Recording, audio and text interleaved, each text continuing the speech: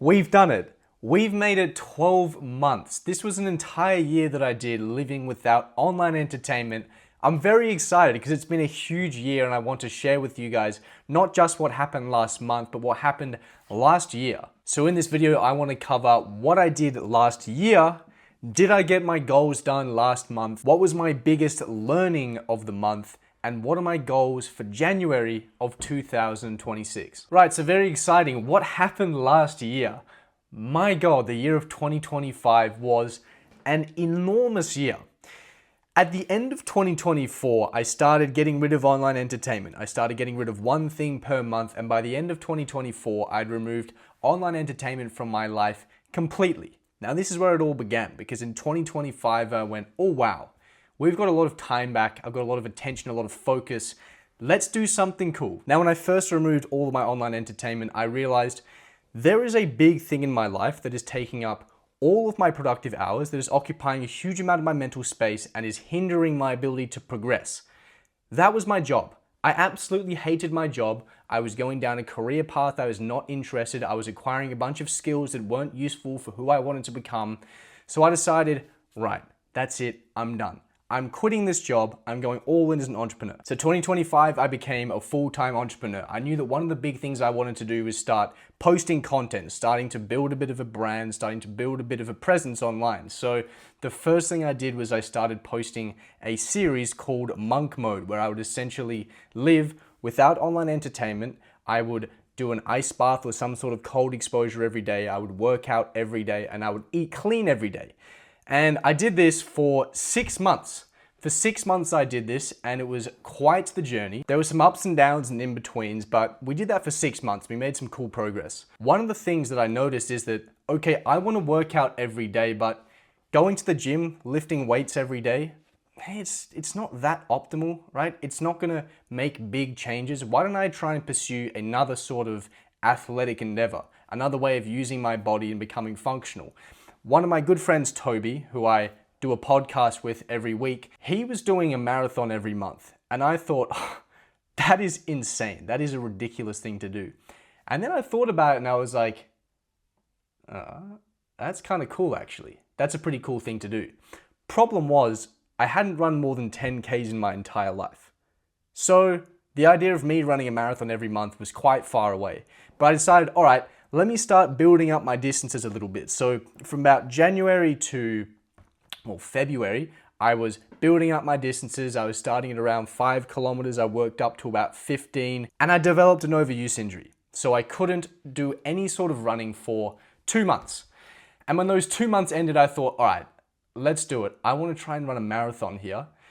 How long could I possibly do? What is the shortest amount of time that I could possibly train for before doing a marathon? And I did the maths. I realized I've got a big trip coming up. I want to get it done before this trip. So I said, okay, I have 6 weeks to run a marathon. Now, bear in mind, hadn't run more than 10 Ks in my entire life before this year, had just had a 2-month injury after doing my first 2 months of proper running. But I started running, I started building up my distances, I got all the way up to a 24K, and then I went, all right, let's do it. So in the month of July, the first week of July, I set out to run my first marathon. Now it was going okay, my pace was what I thought was pretty good. Got to about halfway through the 20-kilometer mark and I started cramping. And the cramping got worse and worse. It was developing, it started in my hamstring and then it developed to both my hamstrings, then my hamstrings and my calves and then my quads and then my lats and my forearms. My whole body was cramping for 20 kilometers. I think this took me around 3 hours worth of cramping, but I pushed through. I said, I'm not failing. I'm gonna do this marathon. And I got it done. I got marathon 1 complete. And this was actually the last day of Monk Mode. So on this day, I said, all right, this is the grand finale. I'm gonna run a marathon. I'm gonna bench press 100 kilos for the first time. And I'm gonna spend 30 minutes in an ice bath. So it was a huge day. I got that done. Straight after that, I got on a plane and my brother and I traveled around the world for 6 weeks. We went to 4 continents in, 6 weeks, 4 continents in 4 weeks actually, which was pretty fun. Then I got back and I thought, okay, I've got so much time, I've got so much focus and energy back.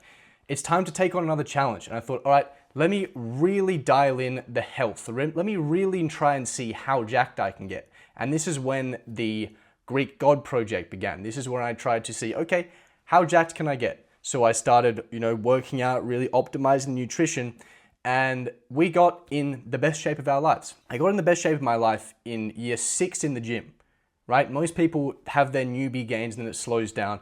I made more progress in year 6 in the gym than any year prior.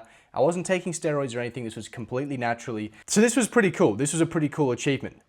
But about a month after I started getting into that, I thought, okay, this is awesome, but I still have a lot of time. I still have a lot of focus and energy. Let me try and pursue some sort of mental challenge, because I'd done a lot of physical things up until this point. I want to really see, how does this dopamine detoxing work when I take on some sort of mental challenge? This is when I began the hardest thing I'm doing in my life right now by a mile, and that is learning Spanish. I'm spending 4 hours every day learning Spanish. So for the last 4 months of the year, I spent 4 hours every single day receiving Spanish input. The way I'm going about learning Spanish, and I explain this in the Fluency Project series, is that I'm trying to essentially receive as much input as possible to get to 1,000 hours, and then at that point I'm going to start speaking, communicating, immersing in the culture. But that's the way I'm doing it, and I am 3 months from conversational fluency, apparently, according to the method, which is pretty cool. So it was quite a big year. We got a lot of things done. In fact, I probably made more progress in this year than I'd made in my entire life up until this point. Now, this was an awesome year, but I really only figured out the true power of dopamine detoxing, of dopamine rewiring, maybe halfway through the year. Before that, I took it for granted a little bit. I was like, okay, I'm enjoying this improved productivity and focus, but I didn't really understand just how strong this was. But towards the end of the year, I really figured it out, and it's just getting better and better and better and better. So I imagine 2026 is going to be a pretty exciting year. So that was 2025. Obviously, I'm pretty happy with how the year went. Let's go through my goals for December of 2025. I said a bunch of things that I was going to do, so did I actually get through it and get it done? Let's find out. I want to run marathon number 6 in month number 6 in PR time. I want to finish this year off strong. Okay, marathon 6, month number 6 in PR time. Now, there always seems to be something going on with the marathons. There's always some reason it's difficult and some reason it's challenging. This marathon, we were doing pretty well. We didn't have any cramping problems. We didn't have any digestion problems, but it's the middle of summer in Australia, and we were running, well, we started in the morning, but when you're running a marathon as slowly as me, it gets to the middle of the day and it gets really hot. And the last hour was mainly uphill, middle of the day, middle of summer in Australia. It was disgustingly hard, disgustingly hard. We ended up doing that last hour exclusively in zone 5. Zone 5 is the maximum heart rate that you can possibly be in. I spent the last hour of that marathon in zone 5, but we got it done. Because of how much I struggled in that last hour, we were able to do it and accomplish the PR again. So we finished off the year, we ran 6 marathons and we got 5 PRs. So a pretty awesome finish to the year. That was a brutal marathon. I think next year I'm not gonna push the PRs so much. I think it's better for me long term to not be absolutely devastating my body every single month, but we finished off the year really well and we got the PR done. Spend 4 hours a day learning Spanish. Now, okay, by the way, if you want to watch these videos before I spoil them, then I'll leave them up here somewhere. Month number 4 of spending 4 hours a day learning Spanish. I mean, you guys probably know the answer by now because I've spoiled it earlier in the video, but yes, we got this done. And wow, this was a hard month. This was our hardest month by a mile. Going into this month, having finished 3 months, we were a little bit under the halfway mark. So this brought us a bit over the halfway mark. It's obviously a big mental battle being halfway through, realizing how far you've gone, but how far you have to come, coupled with the fact that it's December. It's Christmas time. I went from Melbourne to Perth. You have all of the family events, all the Christmas events. And then after that, I went down south, 3 hours down south from Perth. And I basically stayed in a beach shack with poor internet reception with 20 other people. And with 6 days to go, I needed 5.5 hours a day. And it was a bloody struggle, but we had to get it done. These are the standards I've set for myself. I will not fall below them. So We figured out a way to get it done, but it was by far the hardest month that we've done. I want to average over an 80 sleep score this month, so improve that a little bit. Okay, over an 80 sleep score, I'm just gonna say right now, we did not get that. We got a 76 sleep score. Going from Perth, or from Melbourne to Perth, there's obviously that time difference, so there's a little bit of jet lag, it's about 3 hours difference, and then a lot of social events, a bit of drinking, which obviously tanked the sleep score. Then going down south, sleeping in a bunk room, bunk beds for a week. I was not gonna get a 80 plus sleep score. So honestly, 76, not bad, but obviously not fantastic. We really have to prioritize recovery if we're, have our lifting goals and we have our running goals. Making sure that we recover properly is pretty important. So I was a little bit short when it came to the sleeping. I don't want to miss any workouts except for maybe a leg day around my marathon. Okay, not missing workouts. We got that done, but I did schedule a deload week. So the last a little bit under a week of the month, I just said, all right, we're just deloading. We're not doing any weightlifting workouts, basically just because I was down south. I just didn't have access to a gym, so I can't gym. So I kept doing my runs, I kept running, but the weightlifting itself, I was not doing. So yeah, we were able to hit all of our workouts that we could do. We obviously scheduled a small block of time where we weren't working out, but I would say yes, we got that done, although it's a little bit of a gray zone. And this is an ambitious goal, but I want to post 50 pieces of content every single week. Now, okay, 50 pieces of content a week. I don't know why I decided that this was a month to do it, but I did get it done. I'm not gonna lie, it made me too busy. It was a lot of work to do, especially considering the context I was in. As I told you guys, I was in different places. I was in shocking environments for getting work done. For some reason, I thought this is the month to up my content big time to 50 pieces a week. It was too hard. I'll be honest, for me, a big thing for me is consistency. Can I do this consistently? And I don't think so. I don't think I can do that consistently without it being my entire life. I'm very big on trying to add layers to the character and develop in a bunch of different ways. But if I'm trying to churn out 50 pieces of content a week, it's everything I'm doing. And when I'm not doing it, I'm thinking I should be doing it, which is not really a great mental space to be in. I would rather have slightly less volume, but just increase the quality than pumping out a lot of content because I have to. That being said, I'm not reducing the content a huge amount from 50, but I'm going to reduce it slightly because I think 50 was a lot considering the manpower that I currently have. When I have bigger teams, then okay, sure, I'll be able to do that. But right now, it's just not really viable to keep doing that if I want to keep pursuing a bunch of other different goals, like learning the languages, like running the marathons, like getting in good shape. It was a bit too much, but yes, we got it done for this month. Not going to continue doing it next month. I'm going to reduce it slightly. Right, so those were the goals. I, again, got all of them done except for a few minor health-related ones, which were off slightly. In fact, it was just the sleep, really. But everything else was good. We're getting it done. So as always, the standards I'm setting for myself, I'm consistently hitting them, which is fantastic. I try to make sure the goals I set are very input-related. Obviously, running the marathon in PR time, that wasn't really input related, but most of the things that I'm doing, I'm trying to set goals for what are the specific inputs that I can do, not what are the outcomes that I can get, because you can't control the outcomes as clearly and as objectively as you can control inputs. But there you go.